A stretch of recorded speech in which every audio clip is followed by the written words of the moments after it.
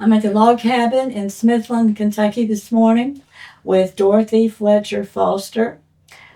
We are here to talk about her amazing life. She lives in Salem and she was married to George Coleman Foster.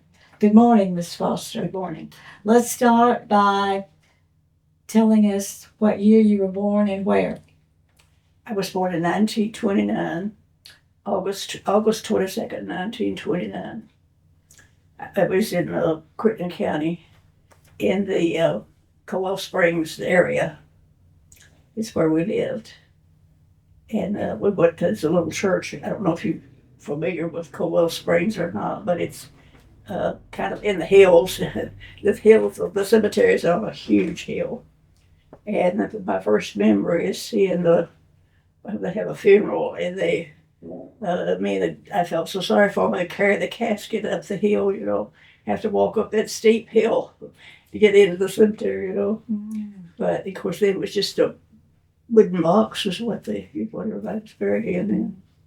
So that makes you 96 years old. 96.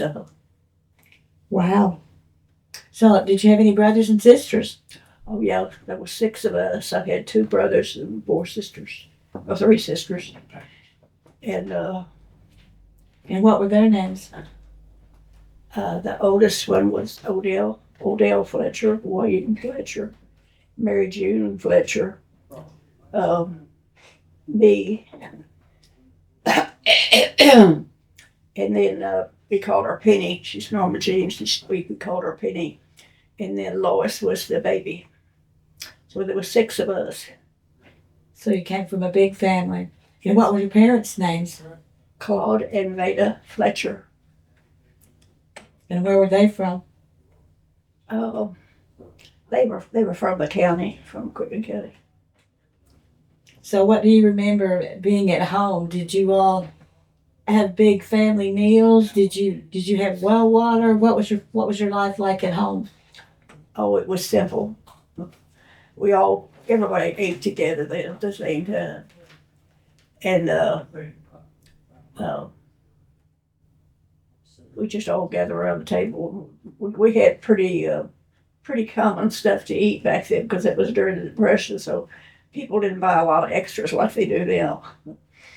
But we grew on it. We grew a little too much, some of us. But I had a wonderful childhood. I wouldn't trade my childhood for anything. We had a big time.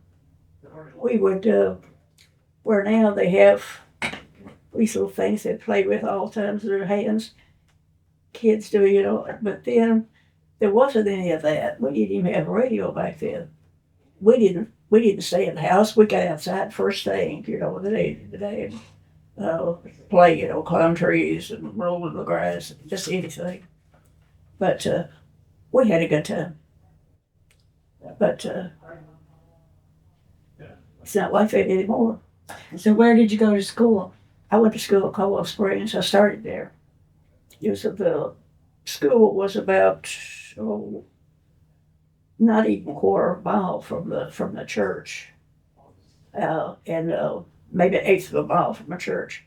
And they would, when the revivals were going on, they would get us all organized in rows and march us to church, for church services. And so every revival, we always went to church. So then where did you go to high school? I went to high school at Marion, Kentucky. And what year did you graduate? I graduated in 47. In 47. And who were some of your best friends in high school? Well, Juanita, she died early in childbirth. Juanita Chandler and Elizabeth Woodall was two of my best friends. We were all friends in that class, but not best friends, But I was in school with Ada Lou Hughes, Trash Hughes' wife, Grace Evelyn McConnell, and just a bunch of us. So were you active in Did y'all attend ball games or? Oh yeah, we went to basketball there, and then that gym seemed big to me. But the last time I saw it, I thought, well, this gym is not that big. Mhm. But they let the school go down, of course, and just rot away, like they do in most buildings around here. And it's it's gone now. And my grandson is a code enforcer there in Marion, and he was the one that said that it had looked at it, and had it torn down. And so I told him, I said, George, you had my school building torn down. And he said, Mimi, he said it was in awful shape, but he said people get in there, and they tear it up and everything. Did you have any favorite teachers? Yeah, I did. I had one favorite teacher. She was principal later on. I'm sorry if I can't keep getting in your way. It slides. Now, well, she was Catherine Beard, who it was, but her husband had Beard's Grocery up there for a long time in Marion. But they were both, neither one of them ever married.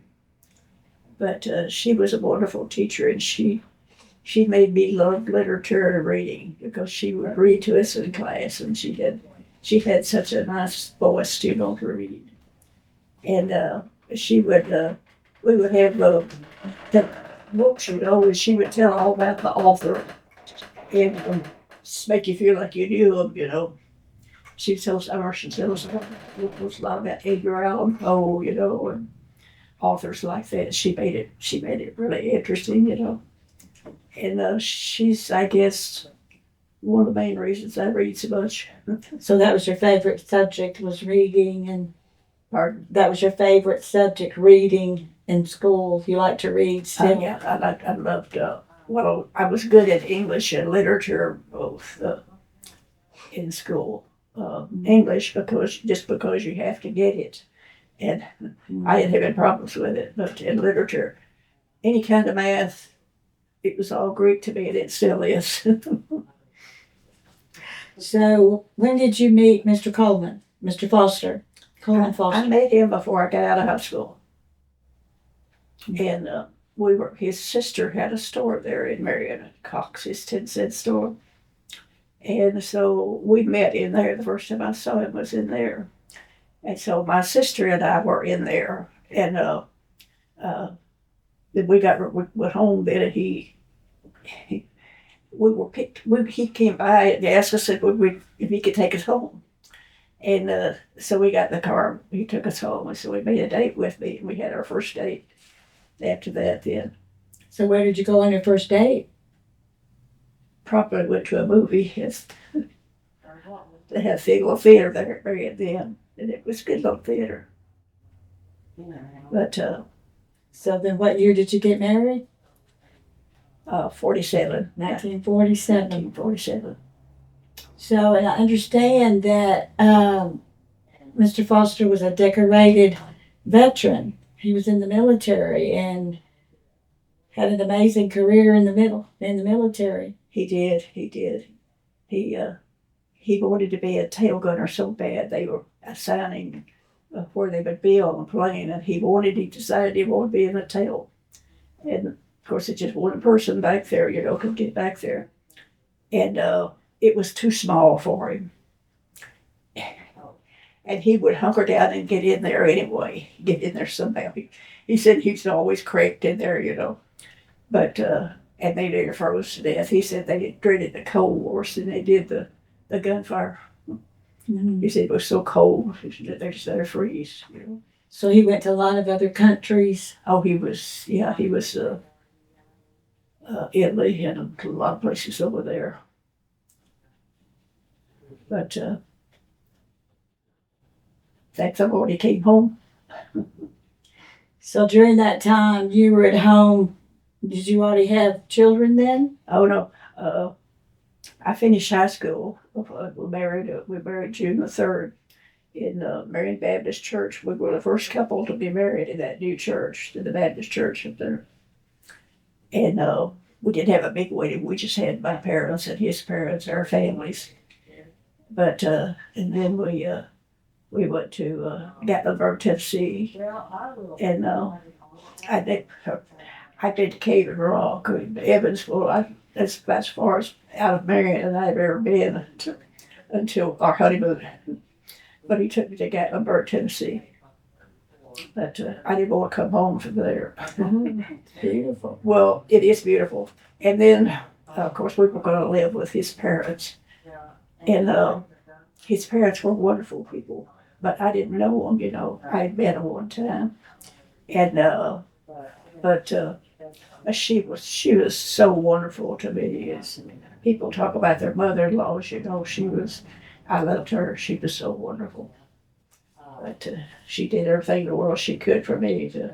And I say, my husband bought a horse for me before we married. And his dad said, I want to know, why did you want that horse, bud? And he said, well, I wanted it for Dot. And he said, well, okay. So my horse was Tommy. And I didn't know anything. I'd never ridden horseback before. The only time I had ridden, well, I didn't ride them before. I did too. We rode on the mules. My grandpa, we kept at him to ride the horses, you know. We didn't know a mule from a horse back then. But anyway, our horseback ride was the mules. And he saddled up and put us all on, and then he walked across the field, leading them, you know. And we were so disappointed because it was a couple of mules. And of course, we just trudged across the field, you know, came back. And that was my only experience of riding horses before I went to the farm. But I loved horseback riding. I just took to it right away. I was on a horse every day. And until the kids started coming along, that slowed me down a lot. But So while he was away in the military, you lived there with his parents? no, Okay. he was discharged from the military before we married. Okay. He was already discharged when we married. So then you moved to where? Well, we lived there at Marion. We lived on 320 East Belleville Street in Marion. And my dad bought that house, and that's where we lived when we married. But I graduated at Marion. So when the children started coming along, how many children did you have? We had 4. And what are their names? Don, Linda, Jan, and David. And they all live close by? Yes, they did. You know, everybody wants to educate their kids. They move off somewhere and get jobs somewhere else. And I was so glad that mine didn't do that. Yeah, they were all of them around, you know, fairly close. Mm-hmm. And well, the 3 of them taught school, and David just started farming with his dad because his dad needed him, you know. And so your husband farmed most of his life? Yes. And did you work outside the home? No. I told my husband, because we had hard times starting out, you know. And I told him, I said, but I can get a job. He said, no, I don't want you working. He said, I want you here with me. So I thought, I was kind of relieved, but I would have done something, tried to do something, you know. Of course, you start out, most of us don't know what we're doing when we're first starting out on a job. But after he said that, I was kind of relieved. But I stayed busy. Of course, we raised a big garden. We raised most of our food in. And a wonderful garden because it was bottom land. It was mostly sandy. It's really good soil. Mm-hmm. And I thought at Salem, when I moved up there, I thought, well, I can have a good garden up here. But if you leave a clod overnight, it'd be so hard the next day it's just like a rock. It's not quite the same. Not the same. So you did a lot of gardening, a lot of canning? Yes, I did. While all the kids were in school? Yeah. So yeah, they could take the bus every day to school. So your nickname is Dot because you Dot. That's your nickname. My mother never called me Dot. She always called me Dorothy. And after we married, well, before we married, my bud called one time and she answered the phone and he said, "Is Dot there?" She said, "Dot?" She said, "Her name's not Dot, it's Dorothy." She straightened him out pretty quick.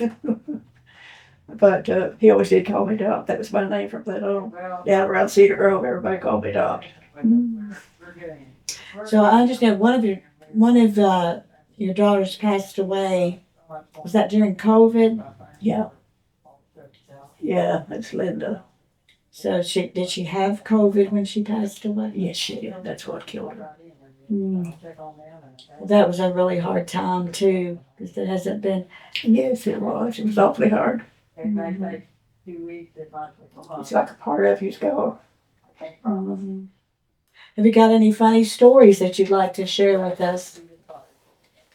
Anything that happened to you that sticks in your mind? Not right now. I'll think of something later. I had some notes in my purse, but I left my purse in there. Well, what do you feel like is your biggest accomplishment in life? What are you most proud of?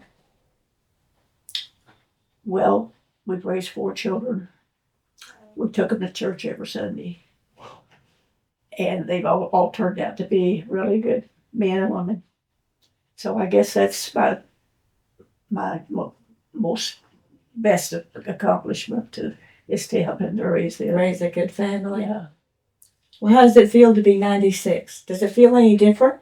It doesn't feel any different, but until I start to do something, and if I try to walk very far, or if I get in a hurry or something, that's my worst problem because I have a heart condition. So when I get in a hurry, well, my heart starts, acting up. So, And you had heart surgery. I had some heart surgery years ago, but then this is oh, there's a name for it. But they told me when they found it at the hospital, they said you can just drop dead anytime. And how many years ago was that?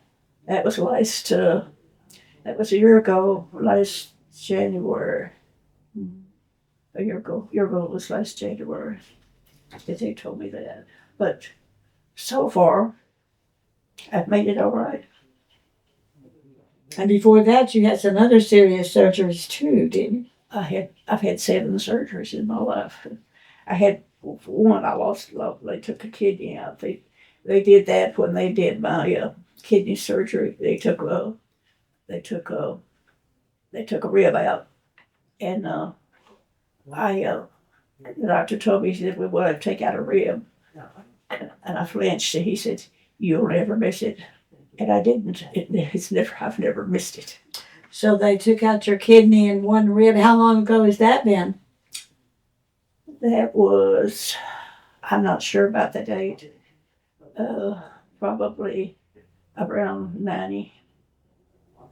So you've lived a very long time after that. You can live perfectly good with one kidney. So, The only thing is, if something gets wrong with that kidney, there's something wrong with it now. But they don't operate. They won't do anything for it. so tell us what your secret is to living this long life. I don't have any secrets about it. It's just the Lord has just been with me. It's the only thing I know.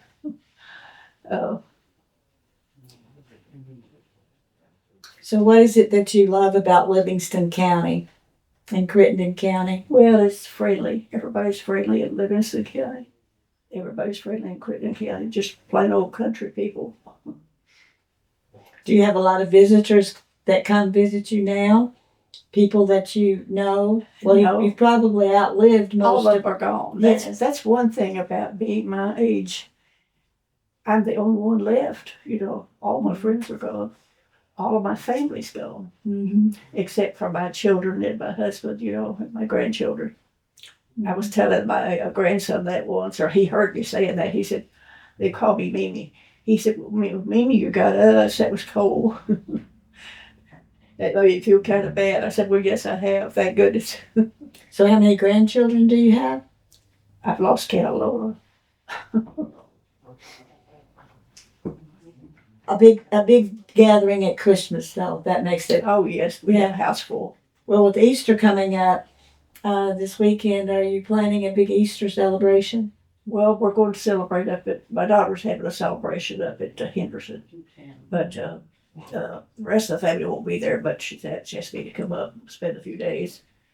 But she's going to have surgery on Tuesday after Easter on her back. And I dread that for her. I just hope and pray that she works out good. So how do you spend your time now that you are at home? You used to can, used to garden, so you spend most of your time reading? I read quite a lot, and I love to cook. I stay in my kitchen the biggest part of the time. It's just first thing I get up, I thought, what am I going to have for lunch? And I just stay in my kitchen the biggest part of the time. But I don't get much else. I hate housework. But I love my home, but I just never did enjoy keeping house. My mother was a spotless housekeeper. I thought, well, why does she want to slave? She had hardwood floors, and she'd get down and work on her floors. I thought, well, why does she want to work that hard on the floor? But she was a spotless housekeeper, but I didn't take after her. So you like to cook better than you like I love to cook. I love to cook and make different things, that you can put together. Well, what do you read? What kind of, do you read the bestsellers? Do you read history? Do you read biographies? What's your favorite thing to read? I read most anything that's that's interesting. I like John Grisham's books because when you start out on one, he grabs you the very first thing. Something exciting is happening, and it holds your interest on you all the way through the book. I like a book that when you start reading it, you just get caught up in it. But some of them are so slow. I've started a good many books, and then just put them aside and not finish them, But I didn't used to do that. I got to where I do now. Well, are there any words of wisdom that you'd like to pass on to us today? For this younger generation, for what's going on in the world, from your perspective of a long life, living through many, many years, many events? The only thing, many people now, they don't want to have children. And to me, that is just, my husband and I, when we got out and went somewhere ourselves, what did we talk about? We talked about the children all the time. And your children they're such blessings, and they've helped me so much. I don't know what I would do without them. I have 4, and I got called on in it before and helped me in the wood. And said, well, you can come live with us. Mm-hmm. But I hate to give up my independence. I just like to be able to do for myself, as long as I can. Well, still living alone at 96 is quite an accomplishment. Well, I know that it'll get to be where I can't, and I'm not too far from that now, but I will put it off just as long as I can, because when you go somewhere else, you're not your own boss anymore. I know you told me a funny story one time when you had more than one child in college at the same time, and maybe three in college at the same time. And you said that you had a very understanding banker.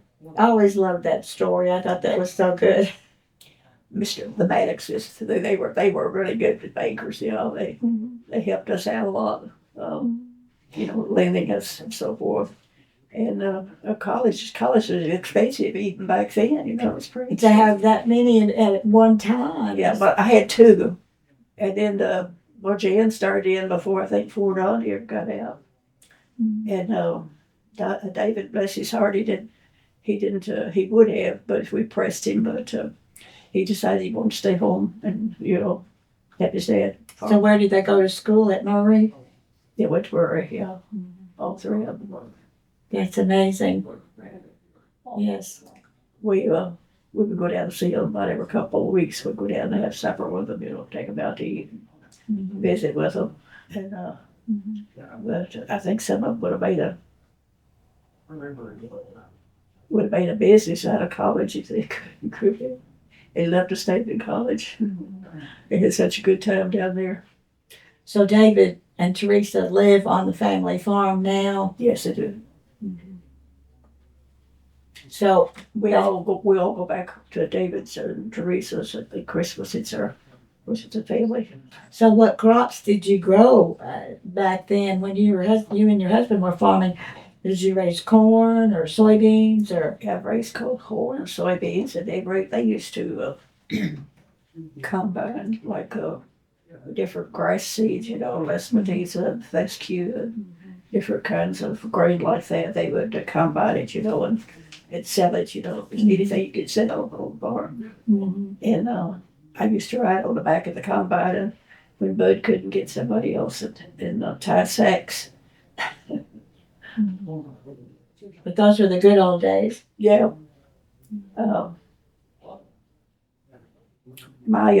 Back then we didn't have. When I was a child, we got toys at Christmas. I don't know how Mom and Dad did it, but anyway, they always made it where we could have toys for Christmas and all, and 2 or 3 things, for Christmas. So we always enjoyed Christmas. But you go out in the woods and cut a Christmas tree. I don't think we had a Christmas tree back then. I don't remember us having a tree back when we lived there. We lived back in the country, Crittenden County. But I don't think we had a tree. Not then. We did have later on, but we didn't have then. But we didn't. There's so many things now that I don't remember. I don't think we even had a radio most of the time. Then. And people got together more, and as far as us kids, we were always outside. And I don't know, maybe that had to do with my long life, but being outside a lot, I don't know. Yeah. But that might have the sunshine, I think, is so good for you. And but the Lord has been good to me. Well, is there anything else you can think of that we haven't covered? There's one thing. I had so my kids told me, said, be sure and tell them about that wrench. I had one of my favorite toys when I was growing up was I don't know what kind of wrench you call it. It's the kind that it has the thing that you roll on it, and adjust it, Like a crescent wrench. Oh, God, it's about that long, and it had grippers, came over. It was about this long, but I didn't have it all the time. Of course, your dolls were out after Christmas, they finally to give up the ghost. But after my dolls wore out, you start to carry that pipe wrench. I call it a pipe wrench. I don't know what kind of wrench it was. But anyway, I started carrying that thing around, and I love that wrench as well as any doll I ever had. I had some imagination. But the kids laughed at me, and Donnie even bought one for me. I should have brought it to show you what it looks like. So you still have it? Yeah. I've got the one he brought me. I've got the one I played with. It's about the size of the one I had then. But something that you really treasured. Yeah. Yeah, that's just that kind of imagination I had. But we went to my grandma's house, my mother's mother. She would roll up a sack, a cloth towel, a cloth sack. She would roll them up and tie a string around them, draw a face on them. And that would be our doll. She would make dolls for us. Perfect. Yeah. She was always so sweet to us. Mm-hmm. My other grandma, she had about 8 or 10 kids. And that's my daddy's mother. And we loved Grandma, but she was busy from daylight to dark. she didn't. She much more getting one meal to have to start on the next, But we loved going to their house. I can remember her stove. It was a, I don't know if you've seen them or not. It was a light green and a sort of a cream color. And it's two colors. And it was a beautiful stove. It was a big stove. It was a nice stove. But it was a wood stove, You put wood in it, But and she had a big kitchen. But she had a big family, and she would, because I remember her, she would always make syrup for her family. She always had a syrup pitcher sitting on a table full of syrup. And that syrup was delicious.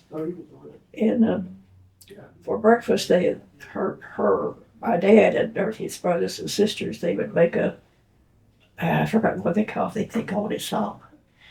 But they would butter their biscuits because they always had country butter. And they would butter. Grandma Fletcher made biscuits about that big around. And they would spread them open, put butter on them, and sweeten and sugar their coffee. And then they would drop the buttered bread down in their coffee. And it's good. It's delicious. But they called it salt. But she had a sort of a metal pitcher. I've got one just like it. I bought one at an antique shop somewhere because they just brought back memories, like my grandma used to use. It's a metal container. It had a handle on it. And, but I had an ideal childhood, I think. Sounds like you really did. So what's your favorite food now? I like all food. Hold on. Now, my mouth is dry all the time. I just have one kidney, so I don't know whether that's what causes it or not. But anyway, my mouth just stays dry all the time.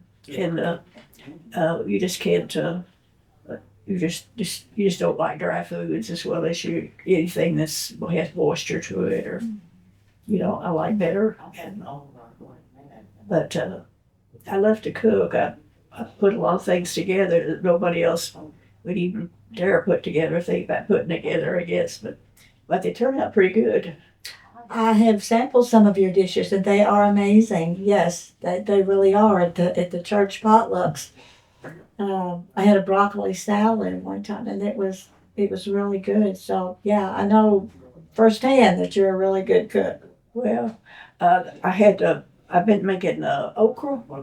It's one of my favorite things to have. It's everybody turns up their nose at okra, But I kind of chop it up and put an onion with it, and I put some pepper sauce. Like you get little peppers in jars, I take the juice out of that, a little dab of the juice, and put it in the pan with it. A little butter, and anything else I can find: green pepper, onion, tomato, and put it all together. And it just tastes so good. Cook it with okra, Sounds delicious. It's good. Well, thank you for coming today and doing this interview with us. It's been a pleasure. I really enjoyed talking to you. Well, thank you. It's been really fun. On behalf of the Livingston County Historical Society and Livingston Countyans everywhere, we thank Dorothy Foster for being with us today. Thank you.